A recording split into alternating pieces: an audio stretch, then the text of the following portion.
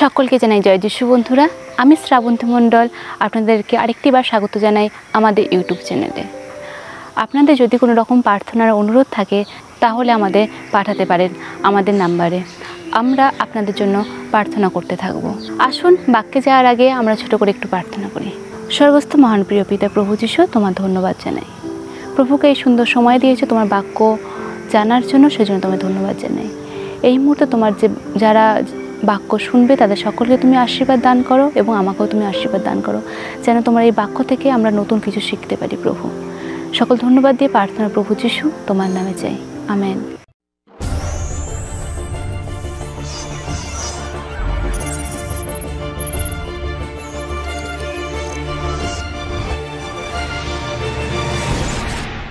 আজকের বাক্য থেকে আমরা জানব যে ঈশ্বর আমাদের তার পরিবারে ফিরে পাবার জন্য কতটা ব্যাকুল।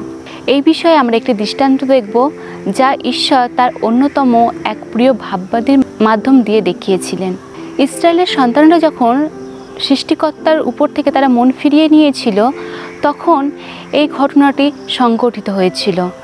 আর সেই গল্পটি রয়েছে হোশেয়া পুস্তক 1 থেকে 3 অধ্যায়ের মধ্যে। আসুন সেই গল্পটি আমরা জানার চেষ্টা করি। হোশেয়া নামে একজন বিশ্বস্ত ও নির্ভরযোগ্য ভাববাদী ছিলেন। একদিন ঈশ্বর হোশেয়াকে বললেন, তুমি যাও এক বেশ্যাকে বিবাহ করো। হোশেয়া ঈশ্বরের কথা মতো সে বেশ্যাদের বাড়িতে যায় এবং সেখান থেকে গোমর নামে এক মহিলাকে সে পছন্দ করে এবং তাকে বিয়ে করতে সে রাজি হয়। এবং সেই মহিলাও হোশেয়াকে বিবাহ করতে রাজি হয় এবং তাদের বিবাহ হয়। হোশেয়া গোমরকে ভালোবাসতে থাকে এবং তার প্রতি যত্ন নিতে থাকে। কিন্তু খুব বেশি দিন যেতে না যেতেই সেই স্ত্রীলোকটি সে তার আরও অন্য প্রেমিকদেরকে খুঁজে নিল এবং হোশেয়া কোনোভাবেই তার স্ত্রীকে আটকাতে পারত না সেই অন্য প্রেমিকদের সাথে তার দেখা করা থেকে। হোশেয়ার সাথে থাকতে থাকতে গোমর ক্লান্ত হয়ে গিয়েছিল, তাই সে সিদ্ধান্ত নেয় সে হোশেয়াকে ছেড়ে চলে যাবে এবং সে আর কখনো ফিরে আসবে না। আর গোমর যে প্রেমিকের কাছে গিয়েছিল সেই প্রেমিক ছিল একজন কৃতদাস ব্যবসায়ী, আর সে গোমরকে একজন দাসী বানালো। এইভাবেই সময় কেটে যায়। একদিন গোমর তার ভুল বুঝতে পারে আর সেই মুহূর্তে সে তার স্বামীর কাছে ফিরে আসার জন্য অনুতপ্ত হয়। সে মনে মনে ভাবছিল যে আমি আমার স্বামীর কাছে ফিরে যেতে পারতাম। হোশেয়া আমাকে কত ভালোবাসা দিয়েছে, কিন্তু আমি তার ভালোবাসাকে গ্রাহ্য করিনি। গোমর এরকম ভাবনা চিন্তা করতে থাকে এবং মনে মনে সে অনুতাপ করতে থাকে। কিন্তু ঈশ্বরের পরিকল্পনা অন্য কিছু ছিল। তাই ঈশ্বর হোশেয়াকে আবার সেই গোমরের কাছে পাঠায়। ঈশ্বর হোশেয়াকে বললেন, তুমি যাও কৃতদাসদের বাজারে এবং সেখান থেকে তোমার স্ত্রীকে তুমি কিনে নিয়ে আসো। আর হোশেয়া ভাববাদী ঈশ্বরের কথা মতো সেই কৃতদাসদের বাজারে চলে গেলেন এবং তার স্ত্রীকে কিনে নিলেন। হোশেয়া ভাববাদী তার স্ত্রীকে ক্ষমা করলেন এবং তাকে আবার ভালোবাসতে শুরু করলেন। হোশেয়া তার স্ত্রীকে দাম দিয়ে কিনলেন এবং তার স্ত্রীকে তার গায়ের পোশাক খুলে তাকে দিয়ে আবৃত করলেন। তারা একসাথে তাদের বাড়ি ফিরে গেল এবং হোশেয়া তার স্ত্রীকে বললেন, আমি তোমাকে পছন্দ করেছিলাম, আমি তোমাকে বিয়ে করেছিলাম, এখন আমি তোমাকে দাম দিয়ে কিনলাম। তোমার কাছে আমার অনুরোধ, তুমি আমাকে ছেড়ে আর চলে যেও না। আমরা এই যে জীবন্ত দৃষ্টান্তটি দেখলাম, এই জীবন্ত দৃষ্টান্তটির মাধ্যমে আমরা কয়েকটি জিনিস শিখতে পারি। এখানে হোশেয়া চরিত্রটি নির্দেশ করা হয়েছে ঈশ্বরকে। এই দৃষ্টান্তটির মাধ্যমে দেখানো হয়েছে বারবার ফিরে আসতে ডাকা সত্ত্বেও ইসরায়েল সন্তানরা ফিরে আসলো না। তারপরেও ঈশ্বর তাদেরকে প্রেম করে গেলেন। আমরা যদি হোশেয়া পুস্তক 11 অধ্যায় 8 পদ দেখি, সেখানে আমরা দেখতে পাবো, হে ইফ্রাইম, আমি কি রূপে তোমাকে ত্যাগ করিব? হে ইসরায়েল, কি রূপে তোমাকে পরহস্তে সমর্পণ করিব? কি রূপে তোমাকে অদমার তুল্য করিব?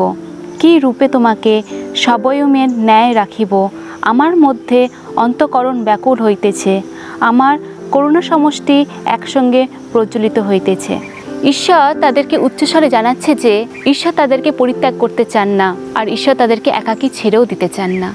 আর হোশেয়া স্ত্রী গোমর চরিত্রটি নির্দেশ করে যে লোকেরা ঈশ্বরের প্রেম থেকে দূরে ফিরে যায় বা যারা ঈশ্বরের প্রেমকে অস্বীকার করে, ঈশ্বরকে অনুসরণ করতে চায় না এবং যারা ঈশ্বর বিদ্রোহী।